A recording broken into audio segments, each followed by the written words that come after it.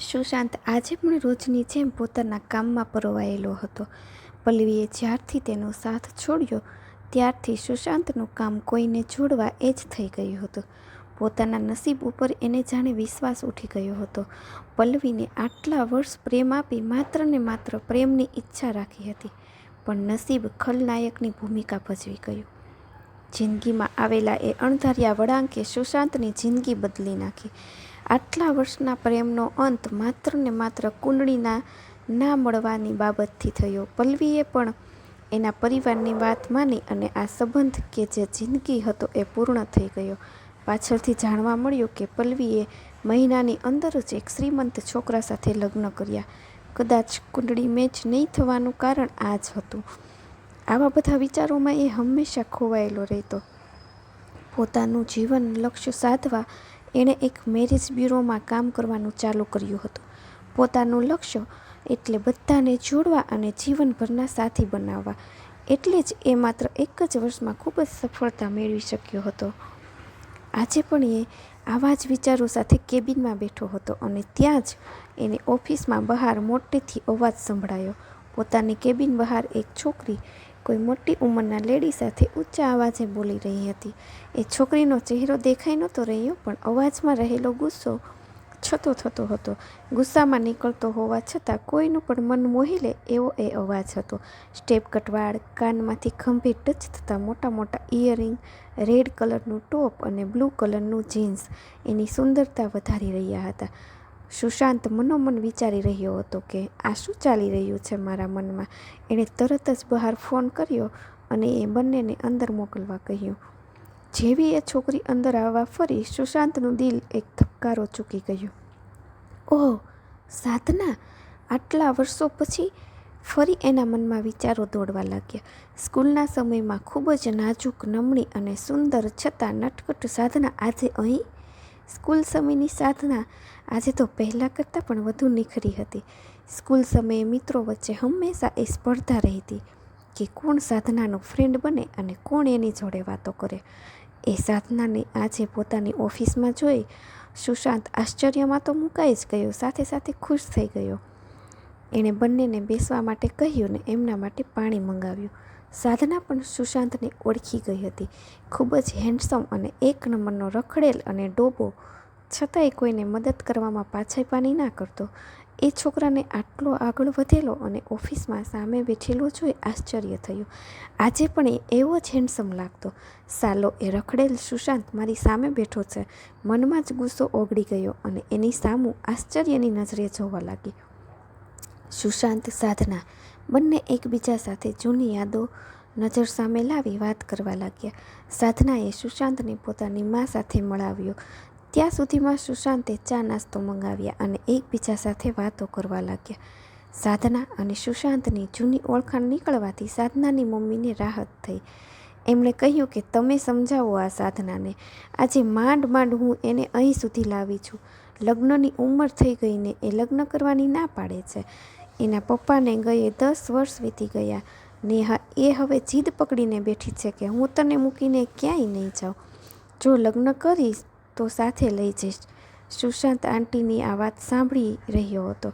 જોકે સુશાંત માટે આ બધું નવું નહોતું. દરેક વખતે આવું કંઈક ને કંઈક આવતું રહેતું અને સુશાંતનું એ જ કામ હતું કે બંને પક્ષ ખુશ થાય એમ જોડકું જોડી આપવું.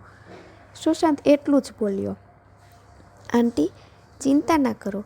આજથી આ તમારું જોખમ મારું. હું એને ઠેકાણે પાડી દઈશ. સાધના નકલી ગુસ્સો કરવા લાગી અને બધા જ ખડખડાટ હસવા લાગ્યા. થોડા સમય પહેલાંનું ગુસ્સાવાળું વાતાવરણ ખુશીમાં બદલાઈ ગયું. સુશાંત અને સાધના વચ્ચે ફોન નંબર અને બીજી ડિટેલની આપ-લે થઈ અને છૂટા પડ્યા. હતો જે ભૂતકાળ એ સામે આવી જાય છે. સૌંદર્ય એનું મારો ધબકાર ચૂકવી જાય છે. હતા મજાના દિવસો એ પણ એ સમયમાં. યાદો એ દિવસોની સંભારણા બની જાય છે. સુશાંતના મનમાં શાંત પડેલી ઉર્મિઓ જાણે ઉભરાઈ રહી હતી. પલ્લવી ચોક્કસ એનો પહેલો પ્રેમ હતો, પણ સાધના એ છોકરી હતી જેના માટે એને સૌથી પહેલાં આકર્ષણ થયું હતું. આટલા વર્ષો પછી એ સામે ભટકાઈ જશે એ તો વિચાર્યું જ નહોતું. અને આખરે એ દબાઈ ગયેલું જીવનનું પાનું આજે ખુલ્લું થઈ ગયું હતું. આ તરફ સાધનાના મનમાં સુશાંત માટે કોઈ ખાસ લાગણી નહોતી, પણ આ રખડેલ સુશાંતને આટલો સ્થિર અને આગળ વધેલો જોઈ એ પણ થોડી અંજાઈ ગઈ હતી. એને આજના સુશાંતના વર્તન પરથી સહેજ પણ ન લાગ્યું કે આ પહેલો સુશાંત છે અને લોકોનું ગોઠવી આપે છે. આ વિચારી મનોમન હસી પડી. બંને તરફ આજના દિવસ માટે અવઢવ જોવા મળી હતી. ખબર નહોતી પડતી કે આટલી ખુશી કેમ થઈ રહી છે. બહુ દિવસે મળ્યા એટલે કે પછી બીજું કંઈ મનમાં ચાલી રહ્યું છે. આવું વિચારતા વિચારતા રાત પડી ગઈ. સુશાંત પણ પડખા ફેરવી રહ્યો હતો. દરરોજ રાત્રે 11 વાગે સૂઈ જતા સુશાંતને આજે 12 વાગ્યા છતાં પણ ઊંઘ આવવાનું નામ નહોતી લેતી. જૂની યાદોનું આજે સરવૈયું કાઢ્યું. હિસાબમાં બેહિસાબ યાદો લઈ આવ્યું. દરરોજ ઘેરાઈ જતી આ આંખોમાં એના નામનો એક ઉજાગરો લઈ આવ્યો. સુશાંતનો હાથ મોબાઈલ ઉપર ગયો અને એનાથી મેસેજ લખાઈ ગયો, ગુડ નાઇટ. અને એ ફોન ત્યાં જ રાખીને બાલ્કનીમાં ગયો. થોડીવાર આકાશ અને ખુલ્લી હવાની મજા લઈ એ ફરી પોતાના રૂમમાં આવી બેડમાં આડો પડ્યો. મોબાઈલ હાથમાં લીધો તો એનો દિલ ધબકારો ચૂકી ગયું. સાધનાના મેસેજ, હે તું હજુ જાગે છે? કેવો હતો ને કેવો થઈ ગયો? મને તો વિશ્વાસ જ નથી બેસતો કે આ જ પેલો સુશાંત છે. આટલા બધા મેસેજ. સુશાંતના મોઢા ઉપર સ્મિત આવી ગયું ને જવાબ આપ્યો, હા હો, હું એ જ સુશાંત છું. પણ તું સહેજ પણ નથી બદલાઈ, એવી જ લાગે છે સાવ. અને મમ્મી સાથે લડતી હતી કેવી લાગતી હતી? ઓય મિસ્ટર, કેવી લાગતી હતી એટલે સારી જ લાગતી હતી ને. ને મમ્મી મારી, હું જે બોલું એ. તારે શું? સાધનાએ જવાબ આપ્યો, હા પણ સાવ બાળક જેવી લાગતી હતી, માસૂમ. પણ તું એવી છે નહીં. સુશાંત એકદમ સાધનાને ખેંચવાના મૂડમાં આવી ગયો. હું એવી જ છું હો, પણ તું બદલાઈ ગયો છે સાવ. સાધનાએ કહ્યું, હા હું બદલાઈ ગયો છું. એકદમ મનમાં પલ્લવીની યાદ આવી અને આંખો ભીની થઈ ગઈ અને વાત ત્યાં જ રોકવા ઊંઘ આવે છે એવું કહ્યું. હા મારે પણ ઊંઘવું છે, ગુડ નાઇટ. સાધનાએ પણ ત્યાં વાત પતાવી. સુશાંતના મનમાં પલ્લવીની યાદો ઉભરાઈ આવી હતી. થોડી વારમાં એ સ્થિર થયો અને ઊંઘ આવવાની રાહ જોવા લાગી. બીજા દિવસે ઓફિસમાં લગભગ 11 વાગે સુશાંતનો ફોન રણક્યો. સાધનાના મમ્મીનો એ ફોન હતો. એ બોલ્યા, બેટા તું સમજ ને મારા મનની વાત. હું તો કાલે જતી રહીશ. મારે કેટલા વર્ષ અહીં કાઢવાના છે. પણ હું એવું નથી ઈચ્છતી કે સાધના મારી જેમ જીવનસાથી વગરની જિંદગી જીવે. ગઈકાલે આપણે મળ્યા ત્યારથી મને આશા બંધાઈ છે કે તું એને સમજાવી શકીશ. એટલે જ તને રિક્વેસ્ટ કરવા ફોન કર્યો.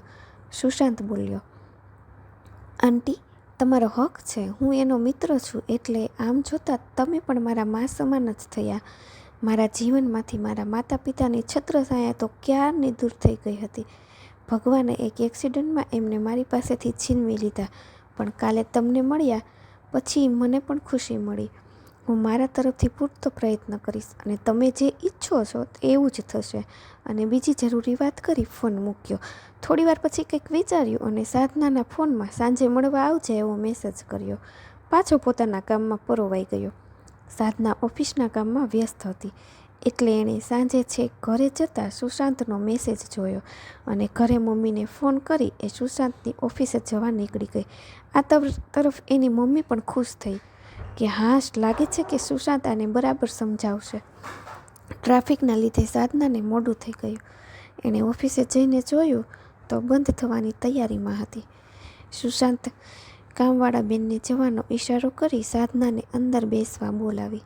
હા બોલો, શું કામ હતું? કેમ આમ અચાનક બોલાવી? ફોન કરવો જોઈએ ને?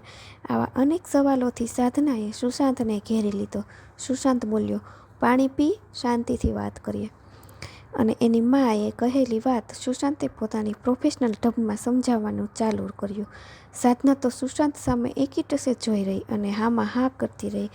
એને તો ભાન જ ના રહ્યું કે સુશાંત શું કહી રહ્યો છે. મનમાં સતત એક જ વાત ચાલી રહી હતી કે આ પેલો ડફર રખડેલ સુશાંત મને સમજાવી રહ્યો છે. કેટલો બદલાઈ ગયો છે સાલો. હેન્ડસમ તો ત્યારે એટલો જ લાગતો, પણ એકદમ તળને ફળ બોલવાવાળો આ ડોબો આજે આટલો સમજદાર થઈ ગયો છે કે શું વાત છે. આખરે 1 કલાકની વાતચીતમાં સુશાંત બોલતો રહ્યો અને સાધના તલ્લીન થઈ બસ સાંભળતી રહી. અચાનક જ સુશાંતે સવાલ કર્યો, હવે સમજી ગઈ ને કે કેમ જરૂરી છે સમયસર લગ્ન કરવા?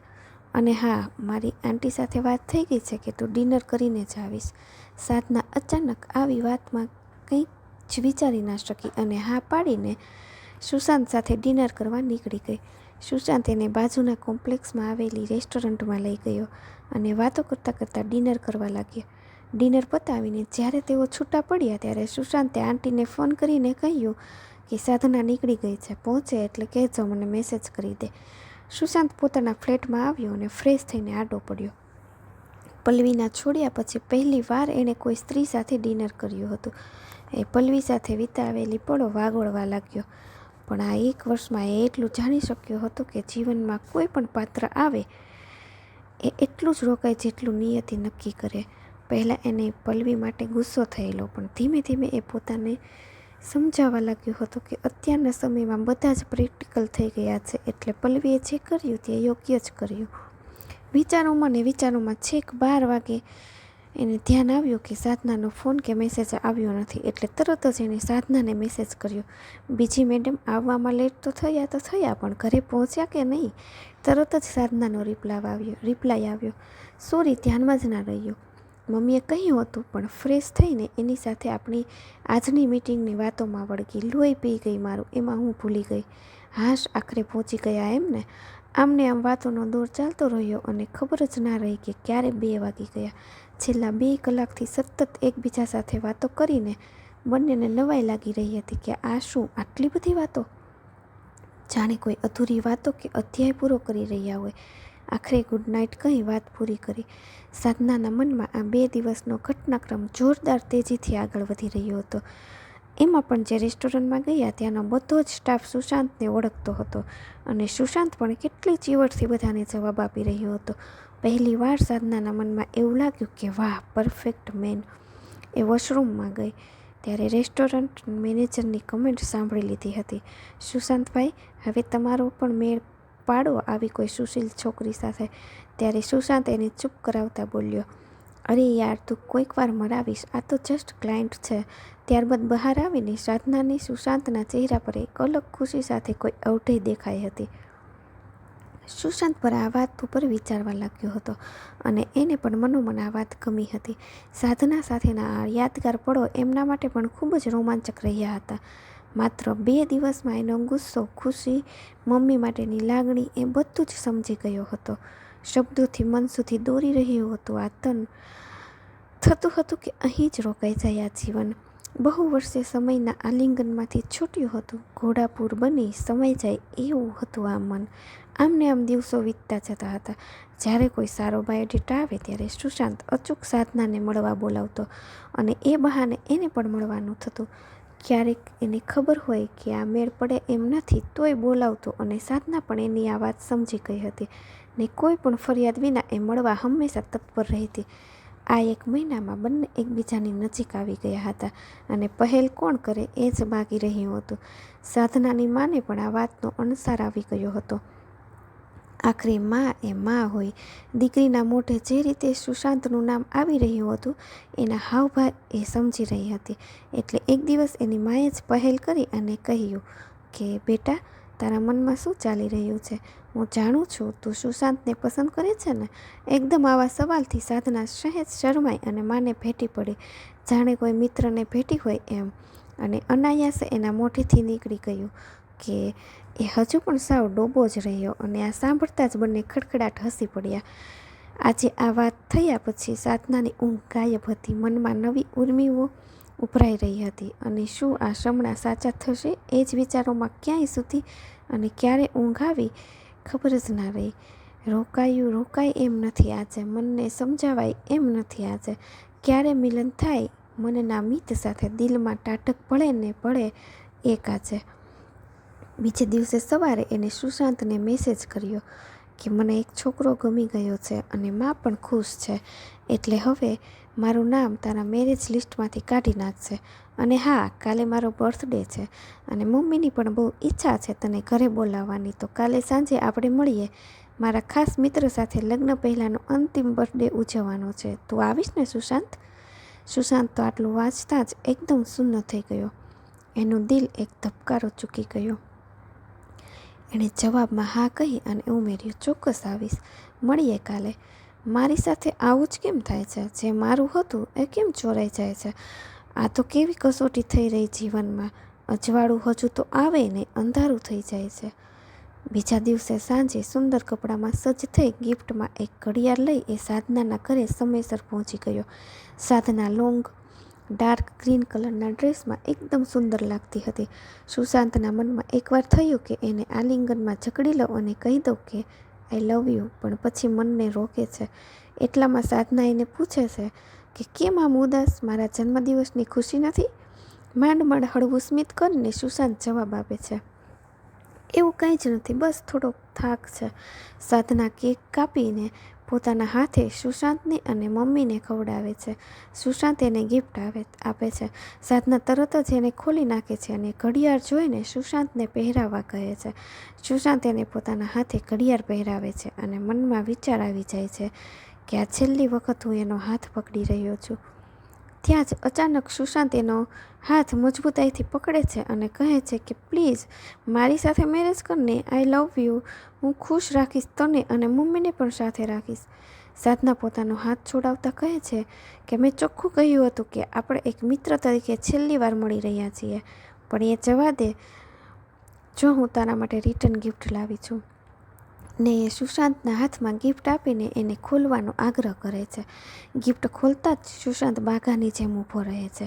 એમાં આઈ લવ યુ લખેલું હોય છે અને 2 વીંટી હોય છે. સુશાંત સમય સ્થિતિનું ભાન ભૂલીને સાધનાને આલિંગનમાં લઈ લે છે. સાધના એને છૂટો પાડતા કહે છે કે ચાલ ડોબા, મને વીંટી પહેરાવ. બંને એકબીજાને વીંટી પહેરાવી ખૂબ ખુશ થઈ જાય છે. સાધના કહે છે કે કહ્યું હતું ને કે આજે એક મિત્ર સાથે છેલ્લો બર્થડે છે, અને ત્રણેય ખડખડાટ હસી પડે છે. આ સાંભળી સુશાંત પણ બોલી ઉઠે છે કે વર્ષો પહેલાં મેં પણ મારા મિત્રને કહ્યું હતું કે જોજો ને, સાધના મારી જ બનશે. આ સાંભળી થોડા શરમ મિશ્રિત ભાવ સાથે સાધના ફરી સુશાંતના આલિંગનમાં સમાઈ જાય છે. સુશાંત વિચારતો જ રહી જાય છે કે નિયતિ કેવા સુંદર ખેલ રચાવે જાય છે. જે હતું સ્વપ્ન એને હકીકત બનાવે જાય છે. કોણ જીવનમાં ક્યારે આવે ને ક્યારે જાય એના નવા નવા કોયડા બનાવે જાય છે. ખરું ને મિત્રો? જો તમને મારી આ સ્ટોરી પસંદ પડી હોય તો લાઈક કરજો અને તમારા મિત્રો સાથે શેર જરૂરથી કરજો. અને હા, મારી ચેનલને સબસ્ક્રાઈબ કરી દેજો જેથી હું આવી અન્ય સ્ટોરી તમારા સુધી પહોંચાડી શકું. Thank you.